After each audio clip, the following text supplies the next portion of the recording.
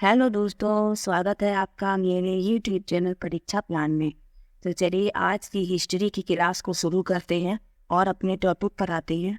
यदि आप चैनल पर नए हैं तो चैनल को सब्सक्राइब कर लीजिए। तो आज क्लास 8 की बुक का 7वां लेसन पढ़ेंगे, महिलाएं, जाति एवं सुधार। एक लेसन और बचा है, इसके बाद हिस्ट्री का सिलेबस जो है वो कंप्लीट हो जाएगा। कि चलिए पढ़ते हैं आज के लेसन को। लिखा है, क्या आपने कभी सोचा है कि 200 साल पहले बच्चों की जिंदगी कैसी रही होगी। आज कई मध्यम वर्गीय परिवारों की ज़्यादातर लड़कियां स्कूल जाती हैं और उनमें से बहुत सारी लड़कों के साथ पढ़ती हैं। बड़ी होने पर उनमें से बहुत सारी लड़कियां कॉलेजों एवं विश्वविद्यालयों में जाती हैं और विभिन्न प्रकार की नौकरियां करती हैं। कानूनन शादी के लिए उनका बालिग होना जरूरी है और कानून के अनुसार वे किसी भी जाति और समुदाय के व्यक्ति से शादी कर सकती हैं। यहाँ तक कि विधवाएं भी दोबारा शादी कर सकती हैं। पुरुषों की तरह सभी महिलाएं वोट डाल सकती हैं और चुनाव लड़ सकती हैं। बेशक सभी महिलाएं इन अधिकारों का उपभोग नहीं कर पाती। गरीबों को शिक्षा के मौके मुश्किल से मिलते हैं, कम मिलते हैं या मिल ही नहीं पाते। बहुत सारे परिवारों में लड़कियां अपनी इच्छा अनुसार पति भी नहीं चुन सकती। 200 साल पहले हालात बहुत भिन्न थे। ज़्यादातर बच्चों की शादी बहुत कम उम्र में ही कर दी जाती थी। यानी कि 200 साल पहले बाल विवाह का प्रचलन था। आगे लिखा है, हिंदू व मुसलमान दोनों धर्मों के पुरुष एक से ज़्यादा पत्नियां रख सकते थे। देश के कुछ भागों में विधवाओं से ये उम्मीद की जाती थी कि वे अपने पति की चिता के साथ ही जिंदा जल जाएं, यानी सती प्रथा का चलन था। इस तरह स्वेच्छा से या जबरदस्ती मार दी गई महिलाओं को सती कहकर महिमा मंडित किया जाता था। यानी महिलाओं से ये कहा जाता था कि वे अपने पति की चिता के साथ ही जिंदा जल जाएं, या तो उन्हें जला दिया जाता था या स्वेच्छा से वो खुद ऐसा कर देती थी, तो सती कहकर उन्हें महिमा मंडित किया जाता था। सती शब्द का अर्थ ही सदाचारी महिला था। संपत्ति पर भी महिलाओं के अधिकार बहुत सीमित थे। शिक्षा तक महिलाओं की प्रायः कोई पहुंच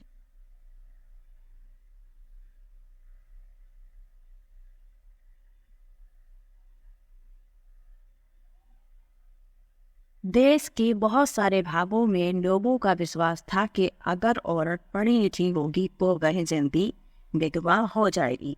यानी देश के बहुत सारे भागों में लोग ये विश्वास करते थे कि यदि महिला को पढ़ा दिया जाएगा तो उसके पति की मृत्यु हो जाएगी, यानी कि वह जल्दी विधवा हो जाएगी। आगे लिखा है, समाज में सिर्फ स्त्रियों और पुरुषों के बीच ही फर्क नहीं था। ज़्यादातर इलाकों में लोग जातियों में भी बटे हुए थे। ब्राह्मण और क्षत्रिय खुद को ऊंची जाति मानते थे। इसके बाद व्यापार और महाजन आदि से जुड़ी जातियों का स्थान आता था। फिर काश्तकार, बुनकर व कुम्हार जैसे दस्तकार आते थे, जिन्हें शूद्र कहा जाता था। इस श्रेणी क्रम की सबसे निचली पायदान पर ऐसी जातियां थीं जो गांव शहरों को साफ सुथरा रखती थीं या ऐसे काम धंधे करती थी जिन्हें ऊंची जातियों के लोग दूषित कार्य मानते थे। यानी ऐसे काम जिनकी वजह से उनकी जाति भ्रष्ट हो जाती थी। ऊंची जातियां निचले पायदान पर खड़ी इन जातियों के लोगों को अछूत मानती थी। इन लोगों को मंदिरों में प्रवेश करने, सवर्ण जातियों के इस्तेमाल वाले कुओं से पानी निकालने या ऊंची जातियों के आधिपत्य वाले घाट तालाबों पर नहाने की छूट नहीं थे। उन्हें निम्न दर्जे का मनुष्य माना जाता था। 19वीं और 20वीं सदी के दौरान इनमें से बहुत सारे कानून और नजरिए धीरे धीरे बदलते गए। आइए देखें कि ऐसा कैसे हुआ। यानी सिर्फ पुरुष और स्त्रियों में ही फर्क नहीं था, लोग जातियों में भी बटे हुए थे। ब्राह्मण और क्षत्रिय ऊंची जाति के माने जाते थे और उसके बाद आता था स्थान व्यापार और महाजनी आदि से जुड़ी जातियों का, जिन्हें क्या कहा जाता है, वैश्य। फिर काश्तकार, बुनकर, कुम्हार जैसे दस्तकार आते थे और इन्हें कहा जाता था शूद्र।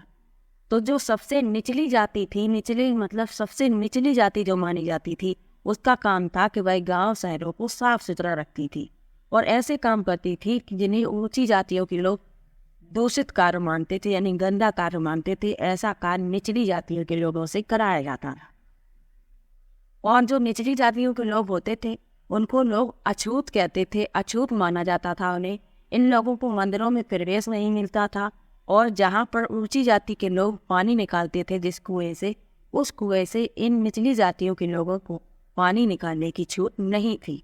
और जहाँ पर ऊंची जाति के लोग स्नान करते थे वहाँ पर ये लोग उन तालाबों पर भी स्नान नहीं कर सकते थे, क्योंकि इन्हें निम्न दर्जे का मनुष्य माना जाता था। तो अब धीरे धीरे किस प्रकार से कानून बनाए गए और नजरिए बदले उसके बारे में नीचे बताया गया है, तो चलिए पढ़ते हैं। लिखा है, परिवर्तन की दिशा में उठते कदम। 19वीं सदी की शुरुआत से ही हमें सामाजिक रीति रिवाजों और मूल्य मान्यताओं से संबंधित बहस, मुबाहिसे और चर्चाओं का स्वरूप बदलता दिखाई देता है। इसकी अहम वजह यह थी कि संचार के नए तरीके विकसित हो रहे थे। पहली बार किताबें, अखबार, पत्रिकाएं, पर्चे और पुस्तिकाएं छप रही थीं। ये चीज़ें न केवल पुराने साधनों के मुकाबले सस्ती थीं, बल्कि उन पांडुलिपियों के मुकाबले ज़्यादातर लोगों की पहुंच में भी थीं, जिनके बारे में आप कक्षा 7 में पढ़ चुके हैं।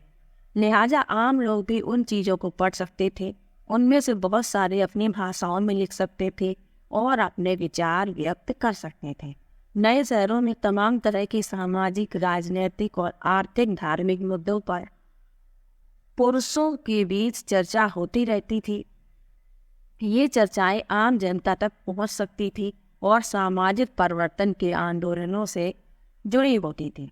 इस तरह की बहसें अक्सर भारतीय सुधारकों और सुधार संगठनों की तरफ से शुरू होती हैं। राजा राम मोहन रॉय इसी तरह के एक सुधारक थे। उन्होंने कलकत्ता में ब्रह्मो सभा के नाम से एक सुधारवादी संगठन बनाया। तो याद रखना है, कलकत्ता में ब्रह्मो सभा नाम से सुधारवादी संगठन किसने बनाया? तो राजा राम मोहन राय ने, जिसे बाद में ब्रह्मो समाज के नाम से जाना गया। इस बात को भी याद रखना है, पहले ब्रह्मो सभा था, बाद में ब्रह्मो समाज के नाम से जाना गया। आगे लिखा है, राम मोहन रॉय जैसे लोगों को सुधारक इसलिए कहा जाता है क्योंकि वे मानते थे कि समाज में परिवर्तन लाना और अन्यायपूर्ण तौर तरीकों से छुटकारा पाना जरूरी है। उनका विचार था कि इस तरह के परिवर्तन लाने के लिए लोगों को इस बात के लिए प्रेरित किया जाना चाहिए कि वे पुराने व्यवहार को छोड़कर जीवन का नया ढंग अपनाने के लिए तैयार हो।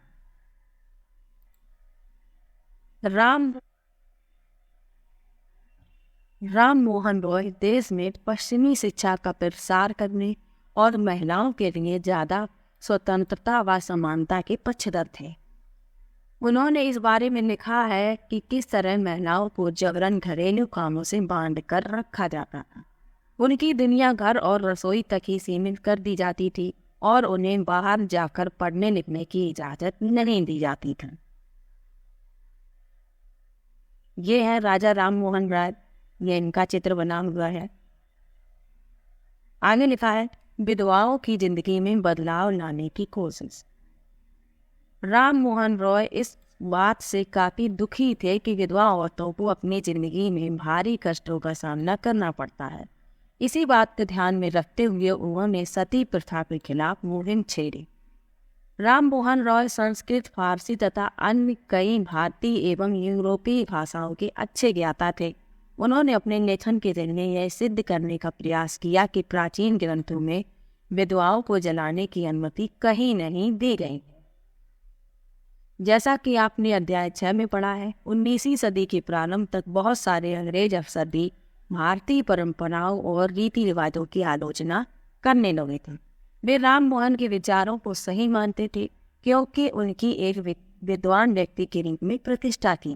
फलस्वरूप 1829 में सती प्रथा पर पाबंदी लगा दी गई। तो यह याद रखना है कि 1829 में सती प्रथा पर पाबंदी लगा दी गई। राम मोहन रॉय ने इस अभियान के जरिए जो रणनीति अपनाई उसे बाद के सुधारकों ने भी अपनाया। जब भी वे किसी हानिकारक प्रथा को चुनौती देना चाहते थे तो अक्सर प्राचीन ग्रंथों से ऐसे श्लोक या वाक्य ढूंढने का प्रयास करते जो उनकी सोच का समर्थन करते हों। इसके बाद वे दलील देते थे कि संबंधित वर्तमान रीति रिवाज प्रारंभ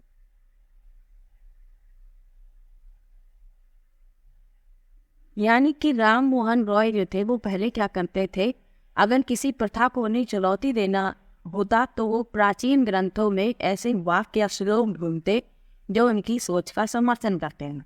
उसके बाद वे दलील देते और फिर संबंधित रीति रिवाज का प्रारंभिक परंपरा के खिलाफ है ये सभी को बताने का प्रयास करते।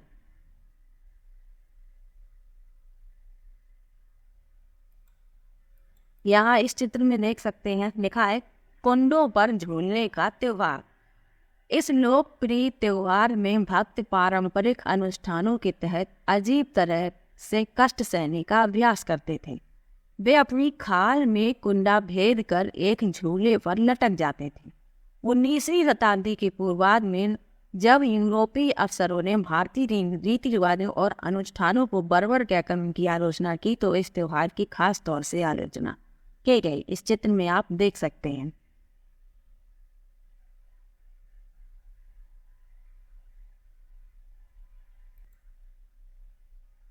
यहाँ तक पढ़ चुके हैं अभी कि प्रारंभिक परंपरा के खिलाफ है, उसके आगे पढ़ेंगे। उदाहरण के लिए प्रसिद्ध सुधारक ईश्वर चंद्र विद्यासागर ने भी विधवा विवाह के पक्ष में प्राचीन ग्रंथों का ही हवाला दिया था।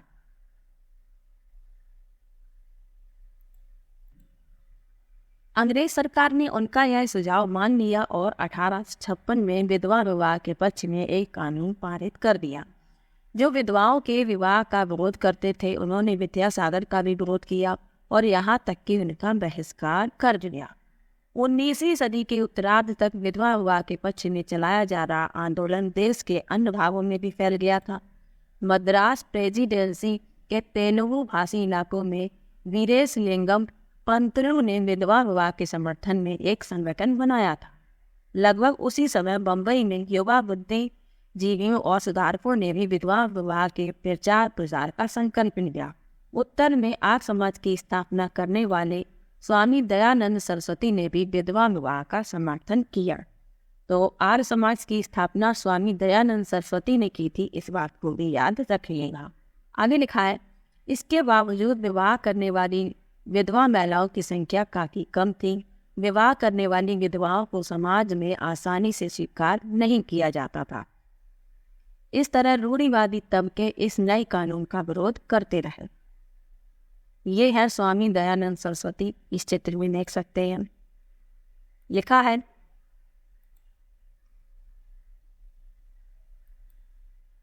अठारह सौ 75 में आर्य समाज की स्थापना की थी। आर्य समाज ने हिंदू धर्म को सुधारने का प्रयास कि महिलाओं की दशा सुधारने के लिए लड़कियों को शिक्षित करना जरूरी है। कलकत्ता में विद्यासागर और बम्बई में बहुत सारे अन्य सुधारकों ने लड़कियों के लिए स्कूल खोले। 19वीं सदी के मध्य में जब इस तरह के प्रारंभिक स्कूल खुले तो बहुत सारे लोग उनसे डरते थे। लोगों को भय था कि स्कूल वाले लड़कियों को घर से निकाल ले जाएंगे और उन्हें घरेलू कामकाज नहीं करने देंगे। स्कूल जाने के लिए लड़कियों को सार्वजनिक स्थानों से गुजर कर जाना पड़ता था। बहुत सारे लोगों को लगता था कि इससे लड़कियां बिगड़ जाएंगी। उनकी मान्यता थी कि लड़कियों को सार्वजनिक स्थानों से दूर रखना चाहिए। फलस्वरूप 19वीं सदी में पढ़ने लिखने वाली ज़्यादातर महिलाओं को उनके उदार विचारों वाले पिता या पति की देखरेख में घर पर ही पढ़ाया जाता रहा। कई महिलाओं ने बिना किसी की मदद लिए खुद ही पढ़ना लिखना सीखा। क्या आपको याद है कि पिछले साल की सामाजिक एवं राजनीतिक जीवन पुस्तक में आपने राज सुंदरी देवी के बारे में पढ़ा था? वे ऐसी महिलाओं में से थीं जिन्होंने रात में दिए की टिमटिमाती लौ में चोरी छिपे ही पढ़ना लिखना सीखा था। 19वीं सदी के आखिरी हिस्से में आर्य समाज द्वारा पंजाब में और ज्योतिराव फुले द्वारा महाराष्ट्र में लड़कियों के लिए स्कूल खोले गए। उत्तर भारत के कुलीन मुस्लिम परिवारों की महिलाएं अरबी में कुरान शरीफ पढ़ना लिखना सीखने लगीं। उन्हें घर पर ही पढ़ाने के लिए शिक्षिकाएं रखी जाती थी। इस स्थिति को देखते हुए मुमताज अली जैसे कुछ सुधारकों ने कुरान शरीफ की आयतों का हवाला देकर कहा कि महिलाओं को भी शिक्षा का अधिकार मिलना चाहिए। 19वीं सदी के आखिर से ही उर्दू में उपन्यासों का सिलसिला शुरू हुआ। इन उपन्यासों में महिलाओं को इस बात के लिए प्रोत्साहित किया जाता था कि वे धर्म और घरेलू सास संभाल के बारे में पढ़ें। यहाँ इस चित्र में देख लीजिए, ये ईश्वर चंद्र विद्यासागर है और यहाँ लिखा है हिंदू विश्वविद्यालय की छात्राएं 1875 का ये चित्र है। लिखा है 19वीं सदी में जब लड़कियों के लिए स्कूल खोले गए तो आमतौर पर माना जाता था कि लड़कियों की पढ़ाई लिखाई लड़कों की पढ़ाई लिखाई से कम सख्त होनी चाहिए। हिंदू महिला विद्यालय ऐसे शुरुआती संस्थानों में से था जहां वही शिक्षा दी जाती थी जो उस समय लड़कों को 1880 के दशक तक आते आते भारतीय महिलाएं विश्वविद्यालयों में प्रवेश लेने लगी। उनमें से कुछ चिकित्सक और उच्च शिक्षिका बन गई। बहुत सारी महिलाएं लिखने लगी थीं और उन्होंने समाज में महिलाओं की स्थिति पर अपने आलोचनात्मक विचार प्रकाशित किए। पूना में घर पर ही रहकर शिक्षा प्राप्त करने वाली ताराबाई शिंदे ने स्त्री पुरुष तुलना नाम से एक किताब प्रकाशित की, जिसमें पुरुषों और महिलाओं के बीच मौलिक सामाजिक फर्क की आलोचना की गई थी। तो इस किताब का नाम याद रखना है, स्त्री पुरुष तुलना, और इसे लिखा है ताराबाई शिंदे ने। संस्कृत की महान विद्वान पंडिता रमाबाई का मानना था कि हिंदू धर्म महिलाओं का दमन करता है। उन्होंने ऊंची जातियों की हिंदू महिलाओं की दुर्दशा पर एक किताब लिखी। उन्होंने पूना में एक विधवा गृह की स्थापना की जहां ससुराल वालों के हाथों अत्याचार झेल रही महिलाओं को पनाह दी जाती थी। वहां महिलाओं को ऐसी चीजें सिखाई जाती थी जिनके सहारे वे अपनी रोजी रोटी चला सकें। जाहिर है कि इन सब बातों से रूढ़िवादी खेमे के लोग काफी आग। उदाहरण के लिए बहुत सारे हिंदू राष्ट्रवादियों को लगने लगा कि हिंदू महिलाएं पश्चिमी तौर तरीके अपना रही, जिससे हिंदू संस्कृति नष्ट होगी और पारिवारिक संस्कार नष्ट हो जाएंगे।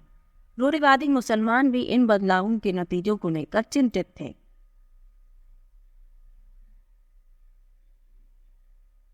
जैसा कि आप देख सकते हैं कि 19वीं सदी के आखिर तक खुद महिलाएं भी सुधारों के लिए बढ़ चढ़कर प्रयास करने लगी थी। उन्होंने किताबें लिखी, पत्रिकाएं निकाली, स्कूल और प्रशिक्षण केंद्र खोले तथा महिलाओं को संगठित किया। 20वीं सदी की शुरुआत से वे महिलाओं को मताधिकार, बेहतर स्वास्थ्य सुविधाएं और शिक्षा के अधिकार के बारे में कानून बनवाने के लिए राजनीतिक दबाव समूह बनाने लगी। उनमें से कुछ महिलाओं ने 1920 के दशक के बाद विभिन्न प्रकार के राष्ट्रवादी और समाजवादी आंदोलनों में भी हिस्सा लिया। 20वीं शताब्दी में जवाहरलाल नेहरू और सुभाष चंद्र बोस जैसे नेताओं ने महिलाओं के लिए अधिक स्वतंत्रता व समानता की मांगों का समर्थन किया। राष्ट्रीय नेताओं ने आश्वासन दिया कि स्वतंत्रता मिलने पर सभी पुरुषों व महिलाओं को वोट डालने का अधिकार दे दिया जाएगा, परंतु उनका आह्वान था कि जब तक स्वतंत्रता नहीं मिल जाती तब तक महिलाओं को अंग्रेजी राज विरोधी संघर्ष में भी जोर लगाना चाहिए। तो महिलाओं ने खुद महिलाओं की स्थिति को सुधारने के लिए काफी प्रयास किए।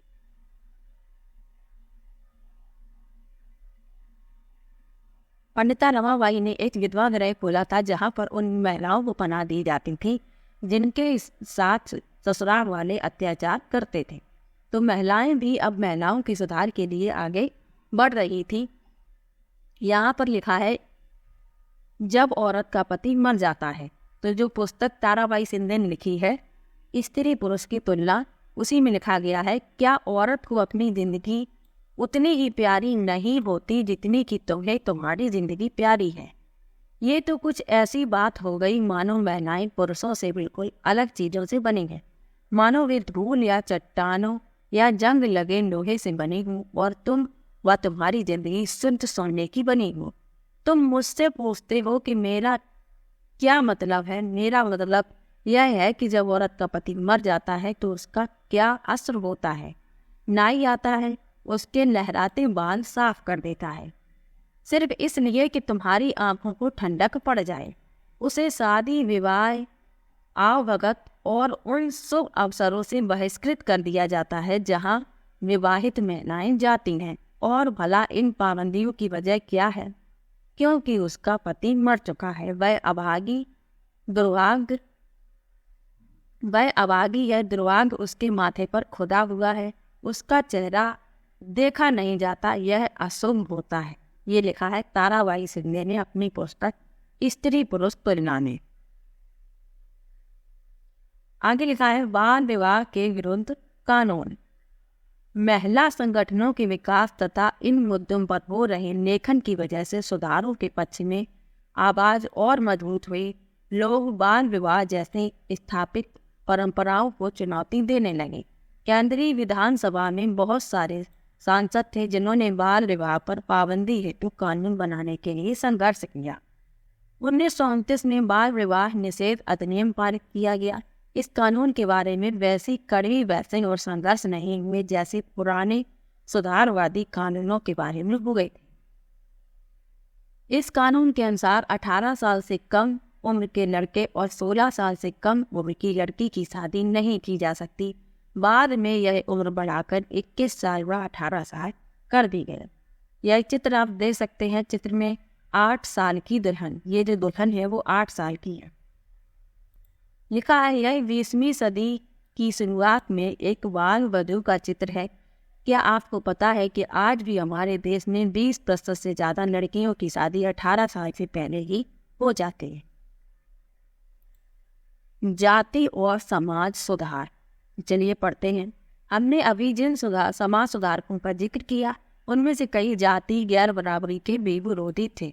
राम मोहन रॉय ने जाति व्यवस्था की आलोचना करने वाले एक पुराने बौद्ध ग्रंथ का अनुवाद किया। प्रार्थना समाज भक्ति परंपरा का समर्थक था जिसमें सभी जातियों की आध्यात्मिक समानता पर जोर दिया गया था। जाति उन्मूलन के लिए काम करने के लिए बंबई में 1840 में परमहंस मंडली का गठन किया गया। इन सुधारकों और सुधार संगठनों के सदस्यों में बहुत सारे ऊंची जातियों के लोग थे। गुप्त बैठकों में ये सुधारक भोजन और स्पर्श जैसे मामलों में जाति कायदे कानूनों का उल्लंघन करते थे, जिससे अपने जीवन में भी जाति पूर्वाग्रह और बंधनों से निजात पा सके। कई लोग ऐसे थे जो जाति आधारित समाज व्यवस्था में होने वाले अन्याय के विरुद्ध थे। 19वीं सदी में ईसाई प्रचारक आदिवासी समुदायों और निचली जातियों के बच्चों के लिए स्कूल खोलने लगे थे। इस प्रकार इन बच्चों को बदलती दुनिया में अपना रास्ता ढूंढने के लिए नई साधन मिलने लगे। उसी समय बहुत सारे गरीब लोग शहरों में निकल रही नई नौकरियों की तलाश में गांव छोड़कर भी जा रहे थे। नए कारखानों और नगर पालिकाओं में नई नौकरियां निकल रही थी। कल्पना कीजिए कि इससे मजदूरी की कितनी मांग पैदा हुई होगी। शहरों में नालियां बनाई जाने लगीं, सड़कें बिछनी थी, इमारतों का निर्माण होना था और शहरों को साफ किया जाना था। इसके लिए पुलियों, खुदाई करने वालों, बोझा ढोने वालों, ईंट बनाने वालों, नालियां साफ करने वालों, सफाई कर्मियों, यह श्रम कहाँ से आया? इन कामों को संभालने के लिए गांव और छोटे कस्बों के गरीब शहरों की तरफ जाने लगे, जहां मजदूरों की मांग पैदा हो रही थी। शहर जाने वालों में बहुत सारे निम्न जातियों के लोग भी थे। कुछ लोग असम, मॉरिशस, त्रिनिदाद और इंडोनेशिया आदि स्थानों पर बागानों में काम करने भी चले गए। नए स्थानों पर काम अक्सर बहुत कठोर था, परंतु गरीबों, निचली जातियों के लोगों को यह गांव में सवार जमींदारों द्वारा उनके जीवन पर दमनकारी कब्जे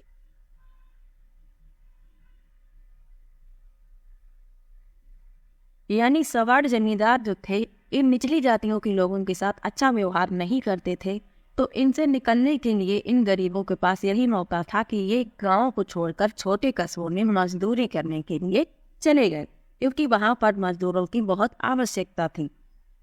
यहाँ पर एक चित्र छपा है और लिखा है एक कुली जहाज 19वीं शताब्दी। लिखा है जॉन एलन नामक इस कुली जहाज के द्वारा भारतीय मजदूरों को मॉरिशस ले जाया जाता था, जहां उन्हें तरह तरह के कठोर काम करने पड़ते थे।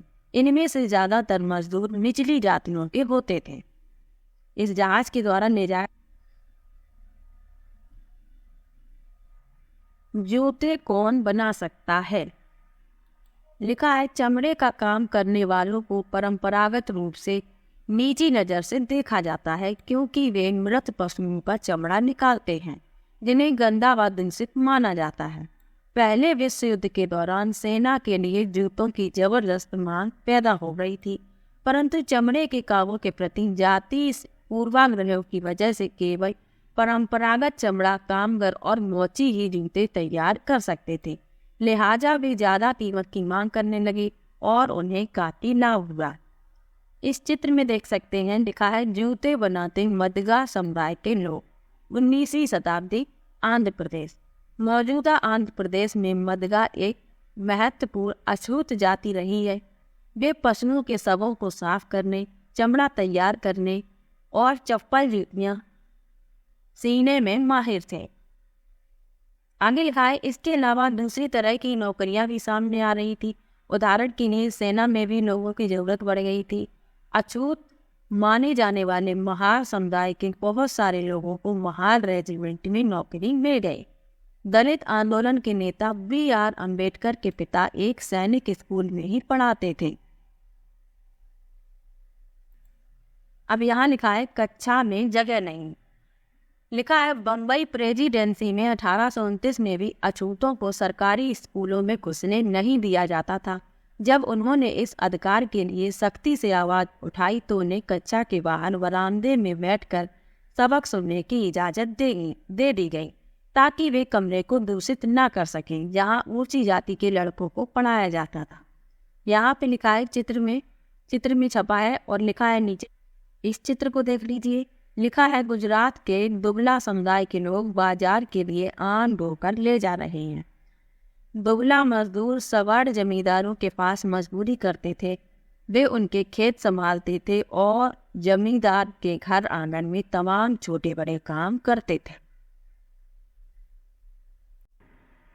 अब पढ़ते हैं समानता और न्याय की मांग। लिखा है, 19वीं सदी के दूसरे हिस्से तक गैर ब्राह्मण जातियों के भीतर से भी लोग जाति भेदभाव के खिलाफ आवाज उठाने लगे थे। उन्होंने सामाजिक समानता और न्याय की मांग करते हुए आंदोलन शुरू कर दिए थे। मध्य भारत में सतनामी आंदोलन की शुरुआत घासीदास ने की, जिन्होंने चमड़े का काम करने वालों को संगठित किया और उनकी सामाजिक स्थिति में सुधार के लिए आंदोलन छेड़ दिया। तो याद रखिएगा, सतनामी आंदोलन की शुरुआत घासीदास ने की और कहाँ पर की? मध्य भारत में। पूर्वी बंगाल में हरिदास ठाकुर के मतुआ पंथ ने चांडाल काश्तकारों के बीच काम किया। हरिदास ने जाति व्यवस्था को सही ठहराने वाले ब्राह्मणवादी ग्रंथों पर सवाल उठाया। जिसे आज केरल कहा जाता है, वहाँ एझावा जाति के श्री नारायण गुरु ने अपने लोगों के बीच एकता का आदर्श रखा। उन्होंने जातिगत भिन्नता के आधार पर लोगों के बीच भेदभाव करने का विरोध किया। उनके अनुसार सारी मानवता की एक ही जाति है। उनका एक महत्वपूर्ण कथन था, ओरु जाति ओरु मतम ओरु दैवम मनुष्यानु, मानवता की एक जाति, एक धर्म, एक ईश्वर। इन सभी पंथों की स्थापना ऐसे लोगों ने की थी जो गैर ब्राह्मण जातियों से थे और उनके बीच ही काम करते थे। उन्होंने उन आदतों और तौर तरीकों को बदलने का प्रयास किया जो प्रभुत्वशाली जातियों का अपमान करने के लिए उकसाते थे। उन्होंने अधीनस्थ जातियों में स्वाभिमान का भाव पैदा करने का प्रयास किया। गुलामगिरी। लिखा है, निम्न जाति नेताओं में ज्योतिराव फुले सबसे मुखर नेताओं में से थे। 1857 में जन्मे ज्योतिराव फुले ने ईसाई प्रचारकों द्वारा खोले गए स्कूलों में शिक्षा पाई थी। बड़े होने पर उन्होंने जाति आधारित समाज में फैले अन्याय के बारे में अपने विचार व्यक्त किए। उन्होंने ब्राह्मणों के इस दावे पर खुलकर हमला बोला कि आर्य होने के कारण वे औरों से श्रेष्ठ हैं। फुले का तर्क था कि आर्य विदेशी थे जो उपमहाद्वीप के बाहर से आए थे और उन्होंने इस मिट्टी के असली वारसों आर्यों के आने से पहले यहाँ रह रहे मूल निवासियों को हराकर उन्हें गुलाम बना लिया था। जब आर्यों ने अपना प्रभुत्व स्थापित कर लिया तो वे पराजित जनता को नीच निम्न जाति वाला मानने लगे। फुले के अनुसार ऊंची जातियों का उनकी जमीन और सत्ता पर कोई अधिकार नहीं है। यह धरती यहाँ के देसी लोगों की कथित निम्न जाति के लोगों की है। फुले ने दावा किया कि आर्यों के शासन से पहले यहाँ स्वर्ण युग था। तब योद्धा किसान जमीन जोतते थे और मराठा देहात पर न्याय संगत और निष्पक्ष तरीके से शासन करते थे। उन्होंने सुझाव दिया कि शूद्रों और अति शूद्रों को जाति भेदभाव खत्म करने के लिए संगठित होना चाहिए। फुले द्वारा स्थापित सत्य शोधक समाज नामक संगठन ने जाति समानता के समर्थन में मुहिम चलाई। तो ये याद रखना है कि सत्य शोधक समाज जो संगठन था वो किसने बनाया था? तो वो बनाया था ज्योतिराव फुले ने। तो ये याद रखना है। 1873 में फुले ने गुलामगिरी नामक एक किताब लिखी।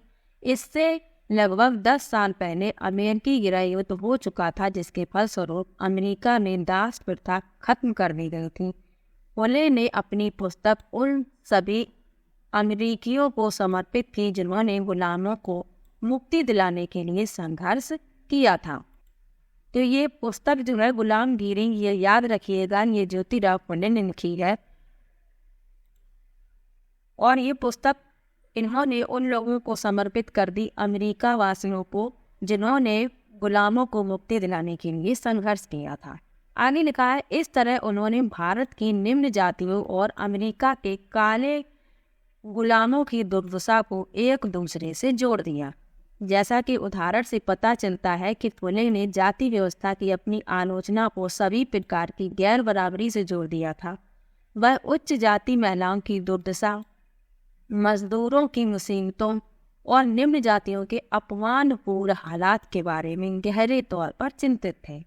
जाति सुधार का यह आंदोलन 20वीं सदी में भी पश्चिम भारत में B.R. अम्बेडकर और दक्षिण में E.V. रामास्वामी नायकर जैसे महान दलित नेताओं के नेतृत्व में चलता रहा।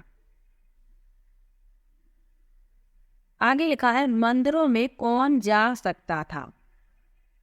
लिखा है, अम्बेडकर एक महार परिवार में पैदा हुए थे।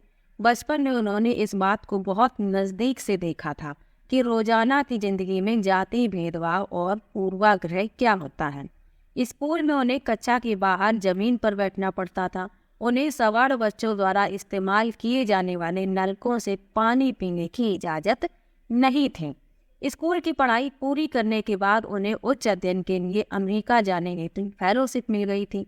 1919 में भारत लौटने पर उन्होंने समकालीन समाज में उच्च जाति सत्ता संरचना पर काफ़ी लिखा। सन 1927 में अम्बेडकर ने मंदिर प्रवेश आंदोलन शुरू किया, जिसमें महार जाति के लोगों ने बड़ी संख्या में हिस्सा लिया।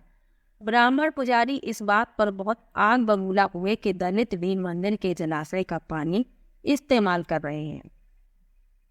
1927 से 1935 के बीच अम्बेडकर ने मंदिरों में प्रवेश के लिए ऐसे 3 आंदोलन चलाए।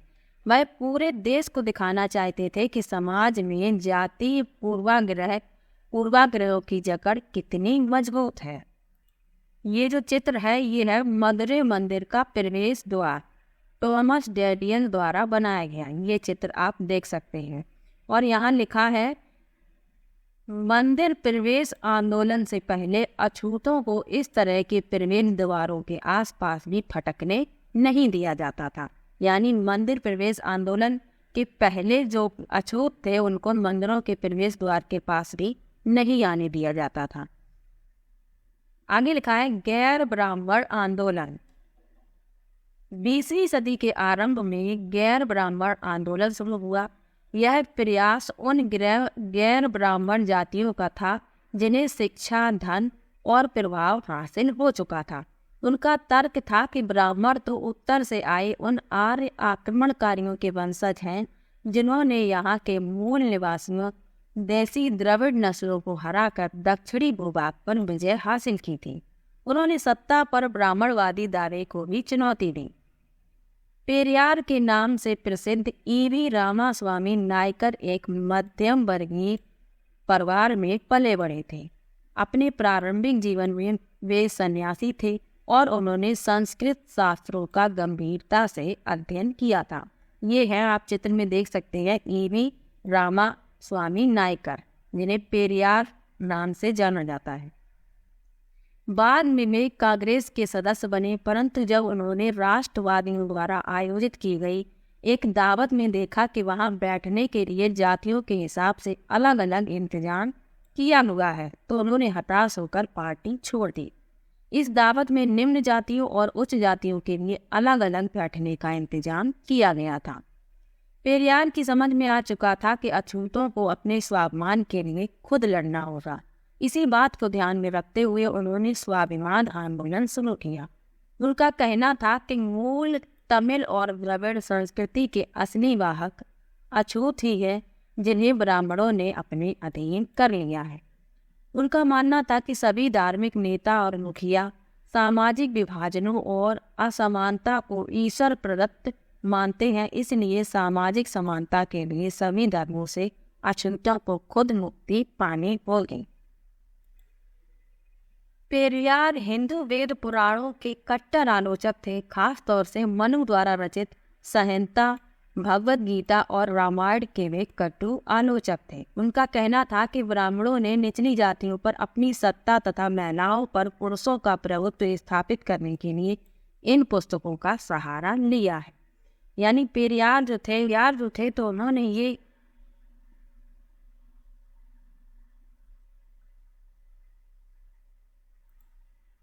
वो ये समझ चुके थे कि अछूतों को अपनी स्वाभिमान की लड़ाई खुद लड़नी पड़ेगी। आगे लिखा है, ये दलीलें लोगों को रास नहीं आई।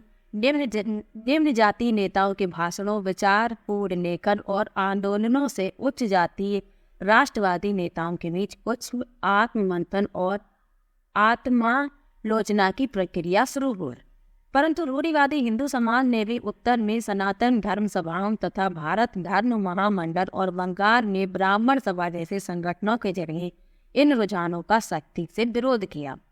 इन संगठनों का मकसद यही था कि हिंदू धर्म में जाति को जो महत्व दिया जाता है उस पर कोई आँच न आए। वे साबित करना चाहते थे कि इस बात को धार्मिक ग्रंथों में भी मान्यता मिली हुई है। औपनिवेशिक काल के बाद भी जाति के सवाल पर बहस और संघर्ष चलते रहे और ये आज भी जारी है। अब यहाँ कुछ बहुत महत्वपूर्ण लिखा हुआ है और उसको पढ़ना भी बहुत आवश्यक है, तो इनसे प्रश्न भी पूछे जा सकते हैं। तो चलिए इसको पढ़ लेते हैं। सुधारों के लिए संगठित होना। ब्रह्मो समाज। तो ब्रह्मो समाज की स्थापना 1830 में की गई थी। इस बात को याद रखिए, सन को याद रखिए कि 1830 में ब्रह्मो समाज की स्थापना की गई। यह संस्था सभी प्रकार की मूर्ति पूजा और बलि के विरुद्ध थी और इसके अनुयायी उपनिषदों में विश्वास रखते थे। इसके सदस्यों को अन्य धार्मिक प्रथाओं या परंपराओं की आलोचना करने का अधिकार नहीं था। ब्रह्मो समाज ने विभिन्न धर्मों के आदर्शों, खास तौर से हिंदुत्व और ईसाई धर्म के विचारों की आलोचनात्मक व्याख्या करते हुए उनके नकारात्मक और सकारात्मक पहलुओं पर प्रकाश डाला। यहाँ इस चित्र में केशव चंद्र सेन ब्रह्मो समाज के मुख्य नेताओं में से एक, ये इनका चित्र छपा हुआ है, ये है केशव चंद्र सेन। ये ब्रह्मो समाज के प्रमुख नेता थे। आगे लिखा है डेरोजियो एवं यंग बंगाल। लिखा है 1820 के दशक में Henry Louis Vivian Derozio Hindu college Calcutta में अध्यापक थे। उन्होंने अपने विद्यार्थियों को आमूल परिवर्तनकारी विचारों से अवगत कराया और उन्हें तमाम तरह की सत्ता पर सवाल खड़ा करने के लिए प्रोत्साहित किया। उनके द्वारा शुरू किए गए यंग बंगाल मूवमेंट में उनके विद्यार्थियों ने परंपराओं और रीति रिवाजों पर उंगली उठाई, महिलाओं के लिए शिक्षा की मांग की और सोच व अभिव्यक्ति की स्वतंत्रता के लिए अभियान चलाया। ये है हेनरी डेरोजियो, देख सकते हैं चित्र में। अब लिखा है रामकृष्ण मिशन और विवेकानंद। रामकृष्ण मिशन का नाम स्वामी विवेकानंद के गुरु रामकृष्ण परमहंस के नाम पर रखा गया था। यह मिशन समाज सेवा और निस्वार्थ श्रम के जरिए मुक्ति के लक्ष्य पर जोर देता था। स्वामी विवेकानंद जिनका मूल नाम नरेंद्र नाथ दत्त था। इनका नाम भी याद रखिएगा, स्वामी विवेकानंद का मूल नाम नरेंद्र नाथ दत्त था। उन्होंने श्री रामकृष्ण की सरल शिक्षाओं को अपने प्रतिभाशाली संतुलित आधुनिक विचारधारा से जोड़कर संपूर्ण विश्व में प्रसारित किया। 1893 में शिकागो में विश्व धर्म संसद ने उन्हें सुनने के बाद न्यूयॉर्क हेराल्ड ने विवरण दिया कि ऐसे विद्वान राष्ट्र में धर्म प्रचारकों को भेजना कितना मूर्खतापूर्ण है। वास्तव में स्वामी विवेकानंद आधुनिक समय के पहले भारतीय थे जिन्होंने विश्वव्यापी स्तर पर वेदांत दर्शन के आध्यात्मिक गौरव को पुनर्स्थापित किया। लेकिन उनका उद्देश्य केवल धर्म की व्याख्या करना नहीं था। अपने देशवासियों की निर्धनता और दुर्दशा से उन्हें अतिशय दुख हुआ। उनका यह दृढ़ विश्वास था कि कोई भी सुधार तभी सफल हो सकता है जब जनसमूह की दशा उन्नत हो। अतः भारत के लोगों को उन्होंने रसोई घर के धर्म की संकीर्ण चार दीवारी से बाहर निकालने और राष्ट्र की सेवा में एकजुट होने का आह्वान किया। इस आह्वान द्वारा भारतीय राष्ट्रवाद की प्रारंभिक अवस्था में उन्होंने असाधारण योगदान दिया, किंतु राष्ट्रवाद के बारे में उनका भाव संकीर्ण नहीं था। उन्हें यह विश्वास था कि मानव जाति को जिन समस्याओं का सामना करना पड़ रहा है उन पर तभी काबू पाया जा सकता है जब विश्व के सभी राष्ट्र एक समान धरातल पर एक साथ आएं। अतः एक सामान्य आध्यात्मिक विरासत के आधार पर उन्होंने युवाओं को एक होने का उपदेश दिया। इस उद्बोधन में वह वास्तव में नई विचारधारा के प्रतीक और भविष्य के लिए एक महान शक्ति का स्रोत बन गए। तो स्वामी विवेकानंद ने रामकृष्ण मिशन की स्थापना की थी, ये बात याद रखें। आप पढ़ते हैं प्रार्थना समाज के बारे में। 1867 में बंबई में स्थापित प्रार्थना समाज ने जातीय बंधनों को खत्म करने और बाल विवाह के उन्मूलन के लिए प्रयास किया। प्रार्थना समाज ने महिलाओं की शिक्षा को प्रोत्साहित किया और विधवा विवाह पर लगी पाबंदी के खिलाफ आवाज उठाई। उसकी धार्मिक बैठकों में हिंदू, बौद्ध और ईसाई ग्रंथों पर विचार विमर्श किया जाता था। तो प्रार्थना समाज की स्थापना 1867 में बंबई में की गई और किसने की? आत्माराम पांडुरंग ने। अब पढ़ते हैं वेद समाज के बारे में। लिखा है मद्रास में 1864 में वेद समाज की स्थापना हुई। वेद समाज ब्रह्मो समाज से प्रेरित था। वेद समाज ने जाति भेदभाव को खत्म करने और विधवा विवाह तथा महिला शिक्षा को प्रोत्साहित करने के लिए काम किया। इसके सदस्य एक ईश्वर के अस्तित्व में विश्वास रखते थे। उन्होंने रूढ़िवादी हिंदुत्व के अंधविश्वासों और अनुष्ठानों की सख्त निंदा की। अलीगढ़ आंदोलन। सैयद अहमद खां द्वारा 1875 में अलीगढ़ में खोले गए मोहम्मद एंग्लो ओरिएंटल कॉलेज को ही बाद में अलीगढ़ मुस्लिम विश्वविद्यालय के नाम से जाना गया। यहाँ मुसलमानों को पश्चिमी विज्ञान के साथ साथ विभिन्न विषयों की आधुनिक शिक्षा दी जाती थी। अलीगढ़ आंदोलन का शैक्षणिक सुधारों के क्षेत्र में गहरा प्रभाव रहा है। इस चित्र में देख सकते हैं सैयद अहमद खां, ये है इस चित्र में। अब लिखा है सिंह सभा आंदोलन। सिखों के सुधारवादी संगठन के रूप में सभाओं की स्थापना 1873 में अमृतसर से शुरू हुई थी। बाद में 1879 में लाहौर में भी सिंह सभा का गठन किया गया। इन सभाओं ने सिख धर्म को अंधविश्वासों, जाति भेदभाव और ऐसे आचरण जिसे वे गैर सिख समझती थी से मुक्त कराने का प्रयास किया। उन्होंने सिखों को शिक्षा के लिए प्रोत्साहित किया, जिसमें अक्सर आधुनिक ज्ञान के साथ साथ सिख धर्म के सिद्धांतों को भी पढ़ाया जाता था। इस चित्र में लिखा है खालसा कॉलेज अमृतसर। ये खालसा कॉलेज अमृतसर है। 1892 में सिख सभा आंदोलन के नेताओं द्वारा स्थापित किया गया।